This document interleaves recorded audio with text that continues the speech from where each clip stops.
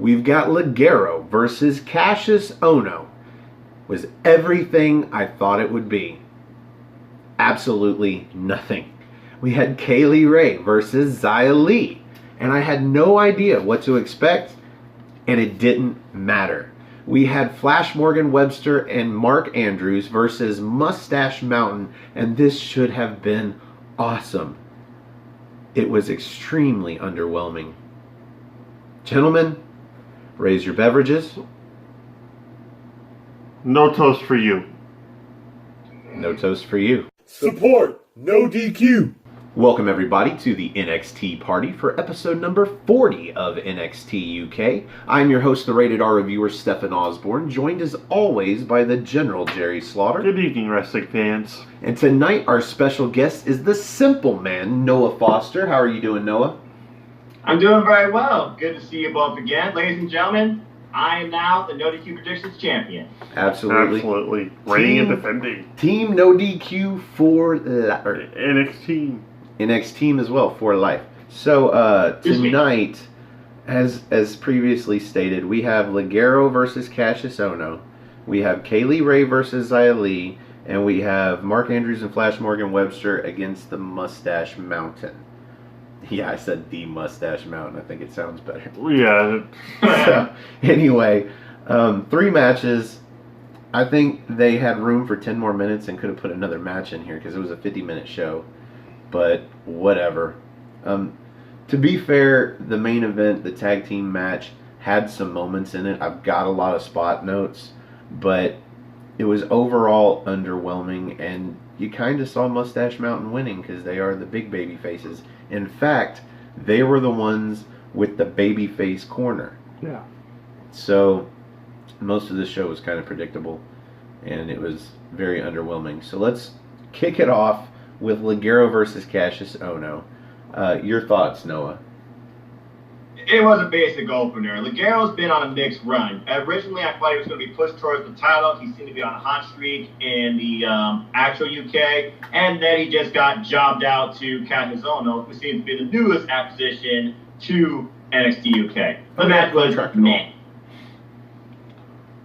What about you, Jerry? Well, with me, I already kind of knew that Cassius Ono was going to win because, granted, they're going continuity at this point, and since he'll be facing Kushida in his first match this next week on NXT television, it only makes sense that Ono would actually be going to a good cruiserweight, a little bit somebody more faster and more agile than him to show that he would be able to hang with Kushida. And I just don't see it happening. But for what it was an opening match to an underwhelming audience in Brooklyn, not New York City, as made mention later. WrestleMania access. Yeah, this match was nothing but a match of kicks. Yes. So, yeah, you can tell that Cassius Ono is going to win this match because he's the only one going into it with anything going on. Yeah. Leggero, although he got those 2 victories over Joseph Connors. Yeah, Connors, he hasn't had anything going on since then. Nope. On the other hand, Cassius Ono is like this new thing. It's He's funny. everywhere. It's funny. In NXT, he kind of left on the gimmick where he wanted to break all the new toys, but now that he's left and come to NXT UK, he's the new American toy. Yes. Over there in Britain. And that's kind of his thing going on for the last several weeks, and he's been winning. And I have no reason to believe that he's going to stop until he meets somebody that he's being built up for, like possibly Walter. He's already been beaten by Walter, though. Yeah. Yes. You build him up again and then put him in there for the title. Oh, that'd be interesting. Yeah. But Leggero, Especially if you got nowhere to go off of a win here. Especially if you got hero shape again. So I've got several spots actually in this match, mostly with Leggero. Leggero runs off the apron for a cannonball onto Ono, but Ono kind of grabs him and rolls through and sends him face first into the side of the ring steps. That was sweet looking. I didn't know if it was a botch or not, but then they showed the replay, and I'm like, wow, that was actually pretty slick. That was very slick. And then Ono uses a move that we've seen twice this week. We only named it yesterday on What's NXT, the Indian surfboard. Yeah. We saw Aaliyah do it on NXT this week. And then we see, coincidentally, Cassius Ono use it. Aaliyah did it better. And coincidentally, he was on that show. Yeah. So Cassius has been everywhere. And then, let's see. So Cassius Ono goes for a boot into Leggero, but Leggero catches it. So, like, Cassius is in the corner. And since Leggero grabs his boot, all Cassius can do is, like, use his weight to force Leggero to the mat. So he like, stomps him down, but then goes to stomp on him and misses. Leggero rolls. Yeah. Then he goes for a senton, misses. Leggero rolls. Yep. Let's see. Then there's some shit, nothing worth noting. But the ending of this match, Ono ends up loosening up Leggero's mask, and he twists it so Leggero can't see. And while Leggero's just sitting there, like, trying to get his mask straight, he does that rolling elbow to the back of Leggero's head. 1, 2, 3. Cassius Ono. KO. Yeah. I was about to say, he's being this big purveyor of British strong style and old school wrestling and everything. That's just an old school heel tactic from even Mexico days. Just like a loosened up luchador's mask, they get distracted because the mask is pretty much their thing. That's their legacy. You know why he had to win this? Because he's being built up for Kushida next week. Really? Because I mentioned that. Oh, my bad. Mm-hmm. Yeah. Yeah. Yeah. My Man, point. and I mean, Leggero, you're right. He had a couple of nice spots. He put out his cold bread into a near fall. He also did sliced bread off the turn post. That was actually pretty interesting. He tried it in the ring and just didn't work, but he tried it on the outside and went just fine. Yeah. So it was an okay match, but pointless. Really pointless. Man. And now for something completely different. Yeah, we get an interview with Jordan Devlin about his match with Walter next week. I think it's next week. Yep. It's non-title. So Jordan Devlin is like, he's going to mess up Walter and he's going to hurt him because he doesn't care about the rematch between Walter and Pete Dunne like apparently everybody else does, which is why he's not getting a title match. He's just getting a non-title match. And I'm like, no, you've been being built up for the last 2.5 months so you can get a non-title match against Walter and still lose. That's my thoughts on that.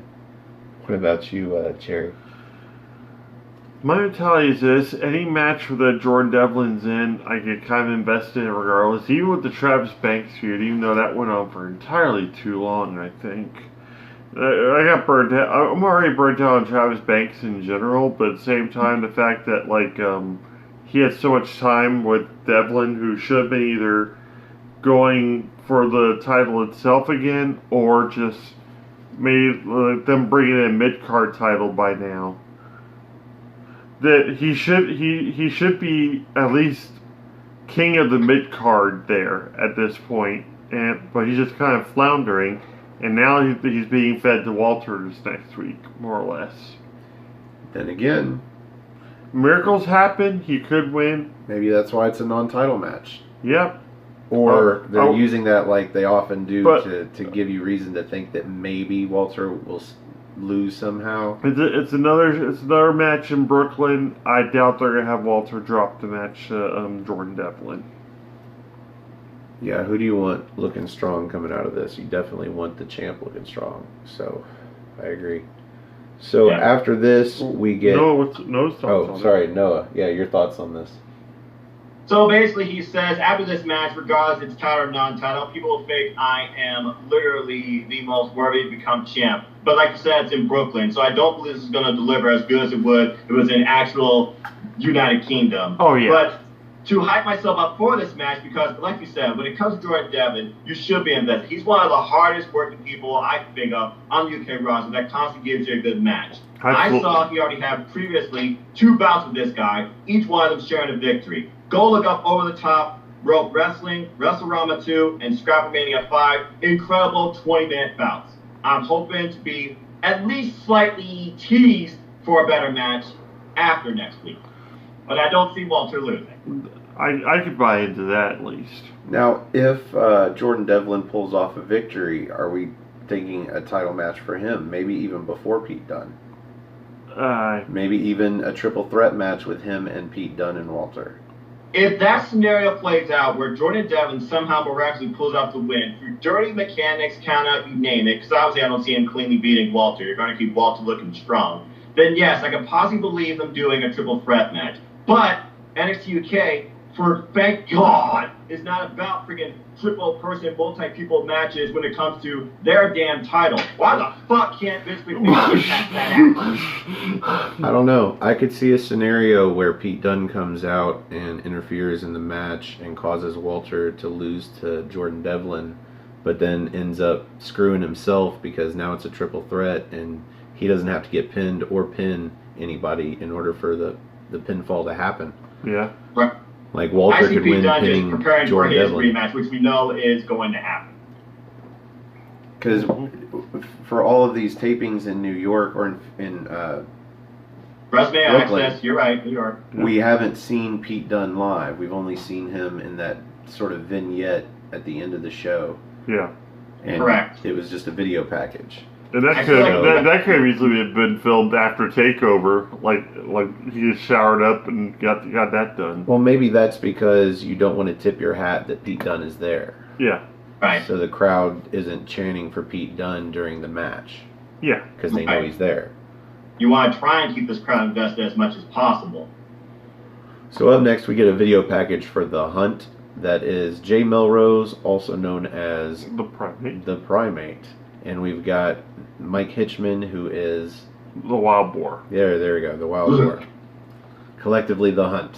And pretty good video package. The hunt continues. It's just them beating those two dudes, and that was it. Yep. Yeah, but that video Part of the package next made match. it look epic. Yeah, it made it look like a not two jobber teams. What did Andrew McGinnis call them? Different, animalistic, vindictive. I think that about sums them up. Yeah.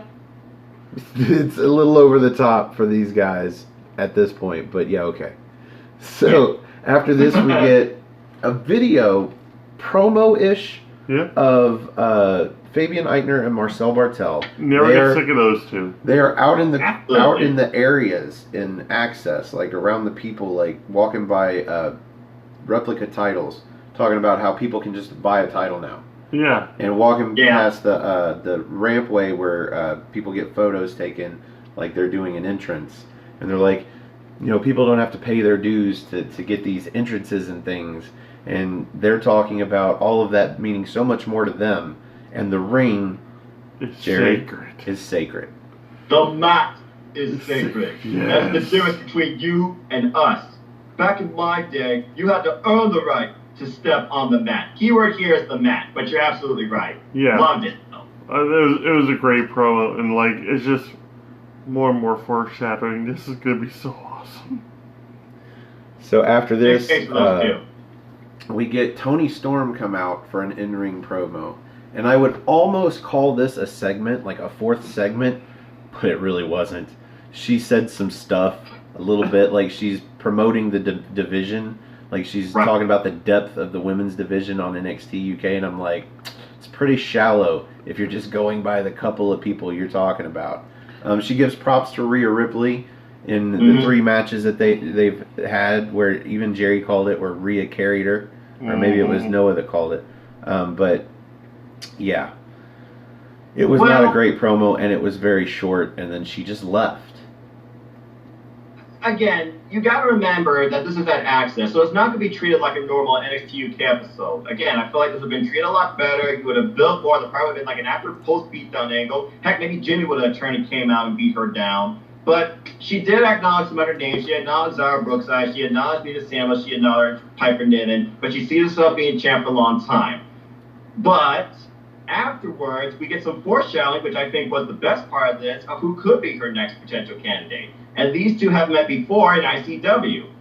So I'm looking forward to Kaylee Ray versus Toni Storm down the line. And in my opinion, NXT UK, while she may have portrayed it in her promo as shallow, I feel like NXT UK has the strongest, most in-depth women's division. I mean, and potentially Nikki Cross could be part of it. There's a lot of great names in there. Yeah. I wouldn't be against that in any way, shape, or form. But yeah, I'm over Toni Storm. The girl didn't even know where the hell she was at. She's like, it's great to be back in New York City. Yeah, botch. They didn't even change it. They didn't try to change it. They just left it in there. Yeah. I'm like Taylor Swift has no idea where she's at right now. She has enough presence of mind. She got rid of the bangs, but that could be temporary. They're still there. But pretty much on her way back up the ramp, doing her celebrating and whatnot, Kaylee Ray told her, "You forgot about me on that list." Yeah, but this was almost a nothing because Kaylee Ray was coming out for match number 2 on the card. Kaylee Ray versus, I think we thought it was Xia Brookside. It actually said it on the caption before we started, Xia Brookside, and it was actually Xia Li. I was like, oh, this is a little switcheroo here. Different Xia. Granted, the results are going to be the same, but 2 Xias don't make a right. Yeah, maybe they should have just left Xia Li on NXT. But she tried. I mean, she pulled off some Bruce Lee, since we're keeping with the E's here. She pulled off some Bruce Lee looking type antics with the roundhouse kick, forward kick combination. She got her with what I thought was like a Nakamura kick, where she did one roundhouse kick and then caught her afterwards. But we all pretty much saw who was going to win here. Kaylee Ray's being billed as the stronger competitor. I feel like she's being billed towards the NXT UK Women's title picture because she beats her with Widow's Peak. You say Widow's Peak, but I have one note for this match, and that is the finish. And it wasn't a Widow's Peak; it was a gory bomb.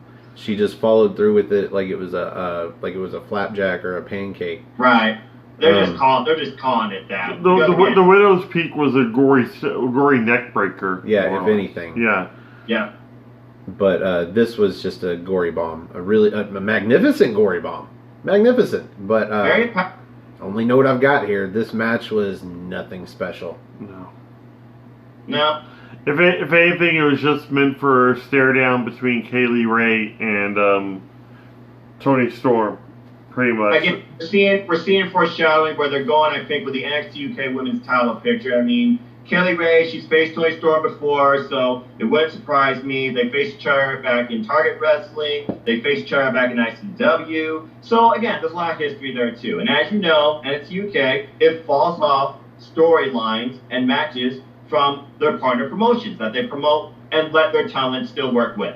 That's what I've really dug about this product so far is I'm seeing all these different wrestlers from NXT UK still be able to go back to their stomping grounds, still actually able to show people what they're able to do. And I think that's also because the deals that they have with Triple H and whatnot is the fact that they're able to do this.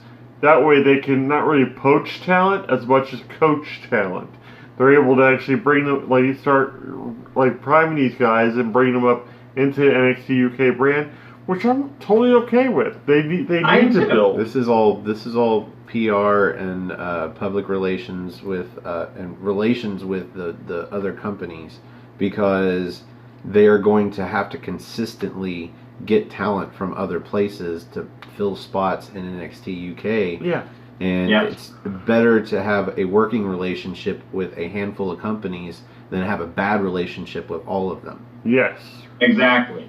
This ain't everybody comparable. Yeah, this ain't the territory days where people are battling for supremacy at this point. It's pretty much helping each other out at this point. Because don't get it wrong, the guys and gals from NXT UK can go and work in other places, but only certain ones. Yeah. Correct. Progress. They're exclusive to those brands, which makes sense. That's fine. Because they're still working with talent under those brands. Oh, by the way, one spot I did think Kaylee Ray, I guess is the most unique thing right now we're seeing from her in NXT UK, the knuckles in the rib cage. The nuggy. Yeah. Okay, moving on.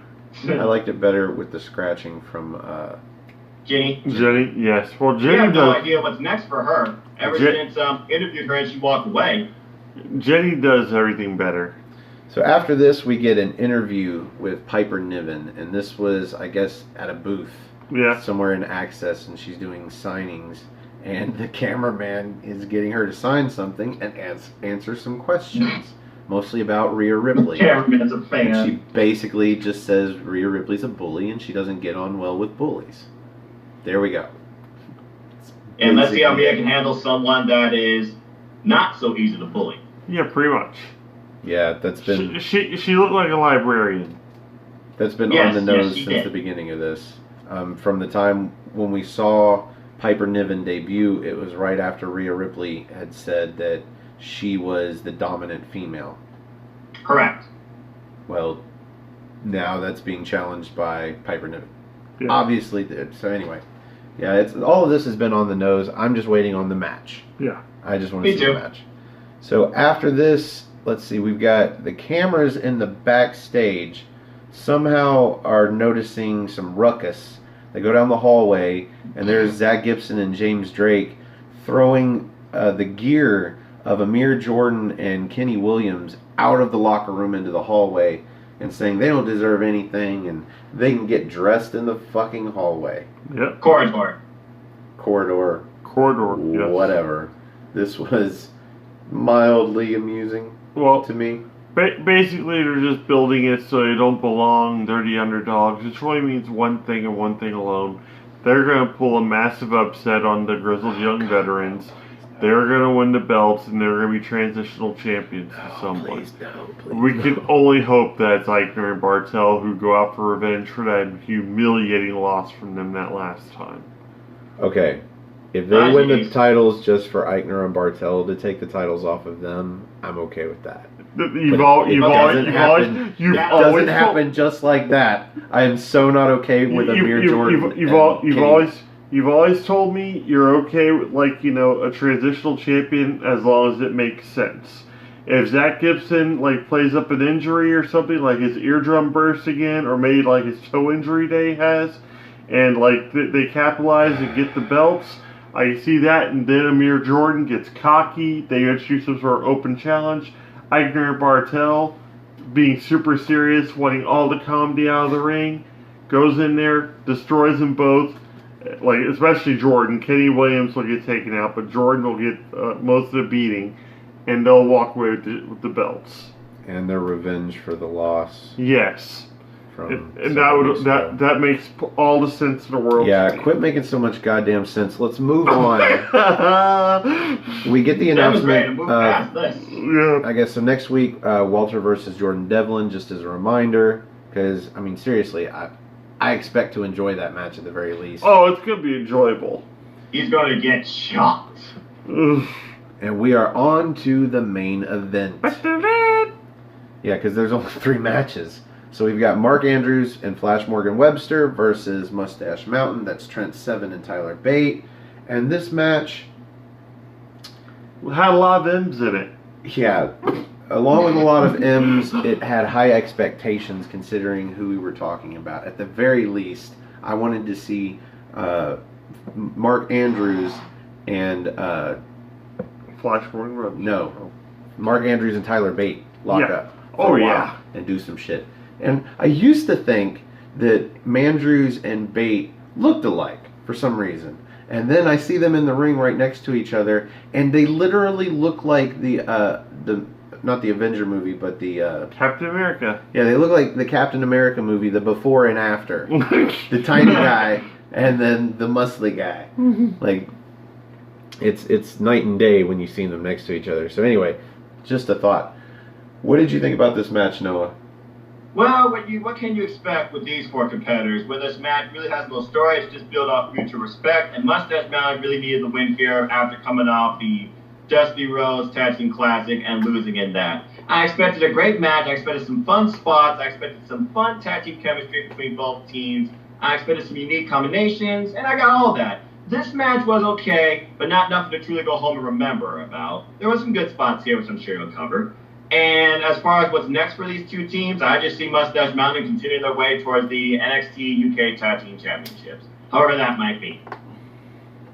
You talk a lot about expectations, and I have to wonder after this match how NXT UK expects us at all to believe that Flash Morgan Webster and Mark Andrews are a viable tag team. These guys. Yeah, that's the one thing I don't understand at this point. I feel like, again, they should split up, but the fact he wasn't wearing the black and white Union Jack outfit tells me they aren't planning to turn Flash Morgan Webster heel, though I still think he should be. At this point, I don't think they should be a team. They keep getting beat. Yeah, their win-loss record is fucking shitty. What do you think about the main event, Jerry?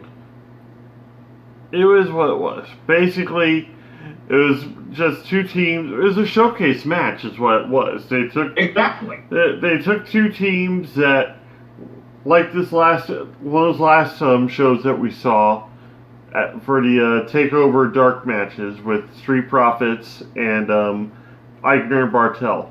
This was a do-or-die situation, because Mustache Mountain's been on decline, and Flash Morgan Webster and Mandrew, they haven't even ascended in any way, shape, or form. They classify legitimately as a jobber tag team. Yeah. Yes. They're a lot of flash in the pan. They really are. Flash Morgan Webster, still not impressing me. Mandrew, fantastic match with him and Noam Dar that last week. That was excellent. You know, that was a great... you know one thing I loved about this match? What's that? We didn't have to see the Stun Dog Millionaire. The Stun Dog Millionaire. Nowhere do we see in this match. They knew better than to try and suplex him. Finally, somebody caught on to that. General rule number 1: somebody finally listened.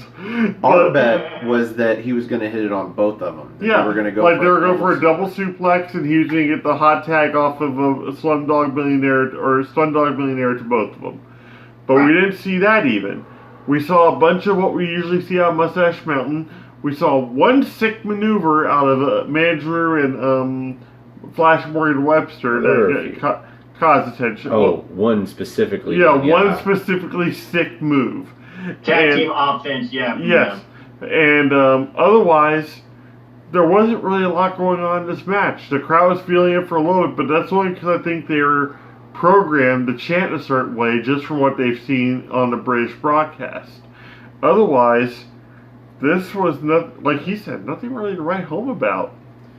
Well, yeah, you got all the greatest hits from Mustache Mountain. You got Tyler Bate once again being the star of the show because everybody loves Tyler Bate, and his strength is ridiculous. Airplane spin, bop and bang, airplane spin, swing combination. He had the springboard, uppercut, lariat, half-and-half combination with his partner, Trent Seven. And yeah, besides the one spot that Flash Morgan Webster did the cannonball to break up the pin, and then Flash Morgan Webster and Mark Andrews did the knee strike hurricanrana combination for the quick roll-up. There wasn't really much else to say. We saw them win with the Burning Hammer finish for Mustache Mountain. Congrats to them, they needed it. And it was expected, in my opinion. Yeah. Noah stole my gimmick. What? Sorry.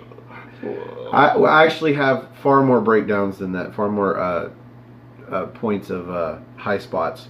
But I know. That's why I leave that to you. What you need to notice in this match is that it is baby faces versus baby faces. Yes. Exactly. So who gets the baby face corner? That is the ones that are facing hard camera. Yeah. Right. Over in the left-hand far corner. And that was Mustache Mountain. So Mustache Mountain with the victory. Not too fucking surprising. No. Just saying. It's the first thing I noticed in this whole match. And let's see, my first spot here is Seven with the fireman's carry. He's over in the corner. He drops him forward.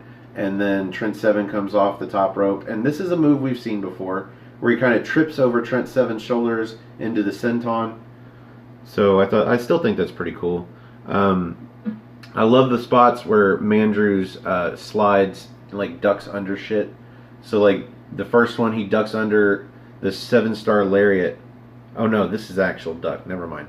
He actually ducks under the 7-star lariat, and he gets the hot tag to Flash Morgan, who hits a high knee that was pretty sick. And then a springboard drop kick to Bate, knocking him off the apron from the corner. And then a springboard moonsault to Seven for a near fall. So, I mean, there was some stuff from Flash Morgan Webster, I'm just saying. Well, that first knee to Trent Seven where it just kind of knocked Trent Seven up straight ways and like him falling on his ass. That was actually pretty funny. I'll give him that much. I do like when Trent Seven gets like knocked out and all he does is just straight up fall over. So it's very Ric Flair. It's very Ric Flair floppish, Yeah. and I like that. Exactly, except he doesn't fall backwards. So we have some more match, and then Bate and Mark Andrews both get hot tags.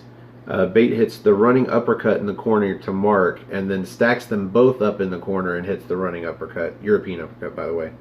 And then he picks up Flash Morgan Webster for the airplane, and then drops Mandrews and picks him up for the big swing, and does them both at the same time. The team combination. You had said.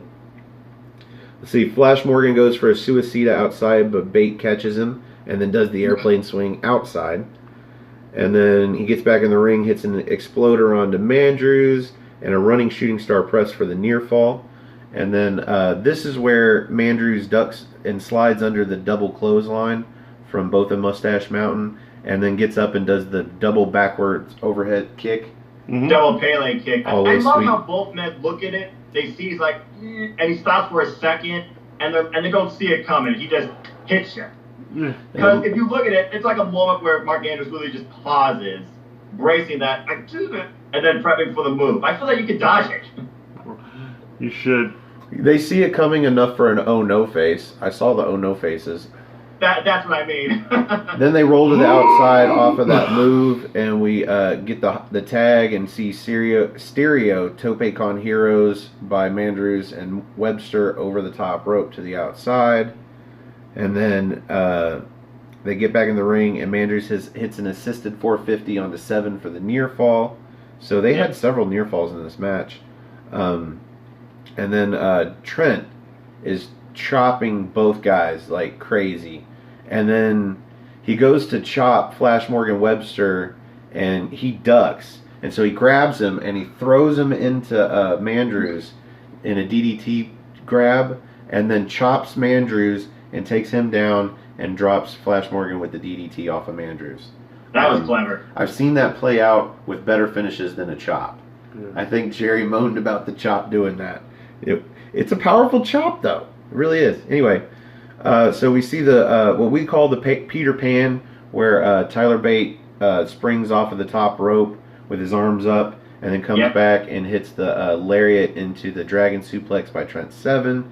But that gets broken up by Flash Morgan Webster jumping off the top rope into, you said a cannonball, I would say a swanton. Either way, his legs basically break up the pin. Yep. And then we have the breakdown. This is not bad. We've got Mandrews and Tyler Bate. This is what I want to see. And end up getting a blind tag to Flash Morgan Webster. And Mandrews slides under a lariat from Bate and turns around, hits him with an enziguri, which drops, well, not drops him, but rocks him. Rocks him. Yeah, he's cuckoo. Yeah. And then he sets him up, and Flash Morgan goes off the ropes, and he jumps on his back and does an inverted Rana spike off of Flash Morgan, high kneeing him in the face. And that woke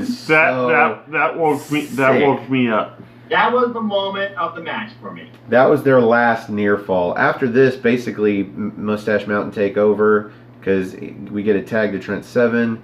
He hits a Dragon Suplex, I believe, to Mandrews that turns him fucking inside out. Yep. And then we get the knee-assisted Burning Hammer for the pinfall. And that's it. Yeah, Trent Seven runs over to grab Mark Andrews, who's trying to break up the pinfall, and he just hugs him on the ground. Him. He full body and leg hugs him, just wraps him up. I was like, yeah, that's like a big bear. That's pretty forceful there. Anyway, so that wraps up the main event. Underwhelming. I knew who was going to win, and it didn't really matter either way. But again, how do they expect us to take Flash Morgan Webster and Mark Andrews seriously as a tag team after this? Like, you got to break them up. It's time. Oh, and They're no good together. It really didn't help that there was like no frustrations, no anger, or anything coming out of either team at the end of the match. It was just them shaking hands, saying, more or less, good game, good game. Well, like you said, guys, it was more of a showcase match, which again, based on the circumstances, the setup, and the overall arena, it really was. Yeah. So that brings us to the end of this episode of NXT UK, episode 40. Whew, 40 episodes in, man. It's weird that it hasn't been 40 weeks, though, because of all those double episodes, but whatevs. At least they don't do that anymore. So here on the NXT party, we rate the main event using good old NXT. And as our special guest, Noah, you get to go first. Out of 5 spots of NXT, where do you rate this main event?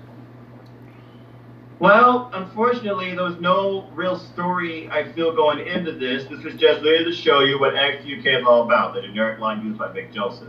There was one key spot that really surprised me that I haven't seen before. Otherwise, everything else was typical, and you got the greatest hits, pretty much the spots you would expect. I already knew who was going to win, but all 4 of these men, they put on at least a fun little match. It was definitely average. 3.25 out of 5 for me. Okay. Jerry? I'm going definitely just middle of the road. I'm going to probably just go with a 3. Because there wasn't really anything special going on in the match, naturally. And there was so much... I'm all for suspending believability in the ring and whatnot, especially with matches. But at the same time, at one point when Tyler Bate was spitting with Flash Morgan Webster on his shoulders, Flash Morgan Webster is locked in tight. I'm like, why would you even just roll out of it or try to roll out of it? You're just hanging in there for the ride. And then there was that DDT portion where I groaned. I'm like, this is just too much. Like, there's supposed to be, this is almost a comedy match. And granted, it's supposed to be a showcase match. It's supposed to be entertaining. But for me, it really didn't show me anything new. And it didn't really entertain me really that much. I'm actually kind of being generous with a 3, I believe. So... Well, I was going to give it a 3. I thought that was fairly generous because there was no story in this match. And they could have had a story if Mustache Mountain had lost. Just the looks on their faces at the end of the show could have that would have been story. Fantastic. There's your story. Where you don't even have to insinuate a breakup or anything. You just put the looks on their face where could happen, but then don't mention it again, and then just let that be something that can fester until you actually do it. Because Trent Seven at this point is still coming off of a defeat by Joe Coffey as well, who was pretty much calling him dead weight, and that would have just even more solidified it. I mean, Mark Andrew and Flash Morgan Webster, for all accounts, are one of the lowest ranked teams right now in NXT UK. Even Melrose and fucking Mike Hitchman have more steam going for them than Mustache Mountain or Mandrew and Flash Morgan Webster do. So if Mustache Mountain were to lose to them, even if it was by like a quick roll up or a miscalculation, that would have bumped them down even further, and that would have been a better story than what we got. Even with the finish we had, you could have had Flash Morgan Webster super kick Mandrews. Yeah. You could have had Flash turn finally. Or hit him with the Union Jack helmet that he carries out to the ring. Hit him in the gut with it. Yes! Just something. Turn him heel, because they have no more credibility at all. I think Mandrews has credibility as a single star. But as a tag team, these guys might as well be done. So you should have just done that. In Brooklyn, no less. Break them up. That might have brought it up to a 4 just because that would have been awesome. But as it stands, I'm actually going to give it a 2 3/4 because I'm going to take a quarter off for a terrible show. Yeah. I normally add a quarter for a great show, you know, when a main event comes off the back of a really great hour. This came off the back of a really terrible show. We even pay for it. We even made note at the beginning, before the match even started, it's like they better be showing us something very, very special. So I'm going to lowball it tonight. 2 3/4 is best. With these access events, you can only hope for so much. I don't think it was the crowd's fault this time, though. No. Because the crowd seemed to be into it. Now, granted, there was some fault there. The crowd chanted NXT instead of UK, but at least they were chanting something. Crowd was into this. Yeah. It was just the product that we were given. And by the way, there were moments where this was so quiet, this show and this forecast, you can actually hear people in the background just walking around talking, and because you really know this is inside just a section of a building during a fan appreciation type event. So, you know. So that brings us to the end of this episode of the NXT party. And where can we find you, Noah? Well, let's see. First off, guys, always a pleasure. Ladies and gentlemen, I'm just a simple man and a lifelong fan of wrestling. So if you want to find me and talk anything wrestling, WWE, New Japan Pro Wrestling, Ring of Honor, Impact, Independent Wrestling, support the independent wrestling folks, AEW, and anything else beyond in between, you can look me up on Twitter, nodq.com/Noah, take you to my Twitter page. Otherwise, look at my simple YouTube channel here at youtube.com/users/NoahFox210. You'll find predictions for pay-per-views beyond WWE, and you'll also find my weekly series I host, encouraged by these two gentlemen right here, on the Cruiserweight division called 205 Live Matters, where I review every episode each week and talk everything Cruiserweights and 205 Live with great people. Hey, y'all can join if you want, or sometimes with myself, it all depends. And also, just, keep following these guys. Keep following Aftermatch Wrestling, okay? They do an incredible job with both NXT and NXT UK, and they also offer exclusive fantasy booking and extra content, too. Help them reach their goal of 100, folks. You'll be in for something really special, already beyond what they have now.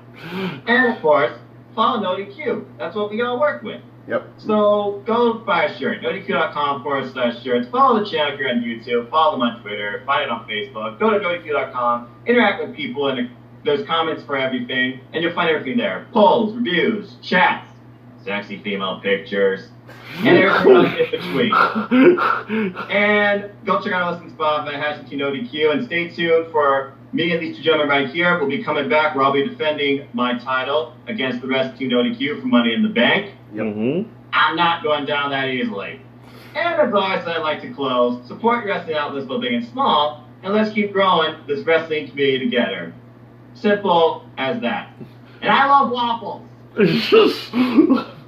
Yes, go to nodq.com/shirts, and that'll take you to the merch page, and you can get shirts like Cindy's. I've got a whole bunch of NoDQ shirts. I think I've got one for everybody. As soon as Noah gets a shirt, I'll get one of his.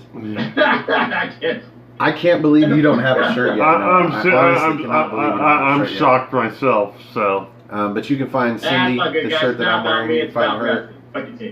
You can find Cindy at nodq.com/Cindy CINDY. And you can find me at nodq.com/Stefan. That's STEFAN. Or if you just want to find me on Twitter, it's at Stefan R. Osborne, OSBORNE. As always, the R stands for restricted. You can also find this gentleman on Twitter at NoDQ General, and also my Facebook group Armbar, all capital ARMBAR, exclamation point. Got Stefan on here as the administrator and Noah as a moderator. Get a hold of us. We'll get you added in there. We have memes going around, different discussions, different themes on a daily basis now. It's actually really growing at a pleasant rate. I think we're at like 80 people now, which is pretty awesome. Nice. So, yeah, it's been fun. It's been a cool ride so far. So if you don't have Twitter and you don't have Facebook, you can let us know down in the comments how we can find you. Email works just fine. If you would like to join us up on the big screen for a future episode of the NXT party, come have a spot of NXT with us and help us review a future episode of NXT UK. I polished his belt. Thank you.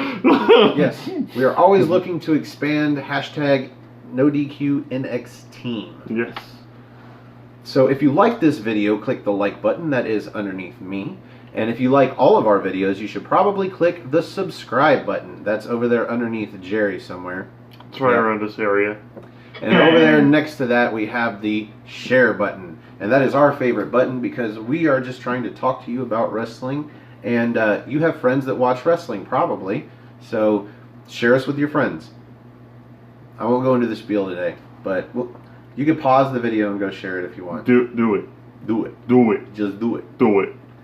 And while you're down there, if you want to click and find Aftermatch Wrestling, that is our channel, where these videos go up about a half a day early. We've got some exclusive content. We've got the Rated R Report. We'll be probably keeping Noah on after this to do a new episode of that. That's just where we bullshit about wrestling for a while. Yeah. Some stuff. Some fun stuff. One time we talked about movies. Pauly Shore movies and Ernest movies, to be specific. Yeah. That was fun. We also have the Rated R Remix, where we do fantasy booking. We had an Aftermatch Presents where I had a brief conversation with Colin Andrew, sort of a profile, you know, how he got into wrestling, shit like that. Really fun. So find us on Aftermatch. That's all one word, AFTERMATCH, Aftermatch Wrestling. I think that's all the plugs. If we reach 100 subscribers, we'll start doing our What's NXT show that we usually do the night prior to this live. Without a net. Like, without edits. At like 1 a.m. on a Thursday morning. Yes. Join us, won't you? That may even change too. But actually, join us, won't you? Because whenever we do it, whenever we end up doing it, we want you to click the bell icon when you subscribe, so to let you know when we go live. We want you to come in and ask us questions so we can answer your questions at the end of the show. That is the goal. Mm-hmm. So I think now we have gotten through all the plugs. For the simple man, Noah Foster. For the General, Jerry Slaughter. I am the Wizard of No DQ, Stephen Osborne. Thanks for having a spot of NXT with us, and we will see you in NXT time. Cheerio. Have a good night, folks.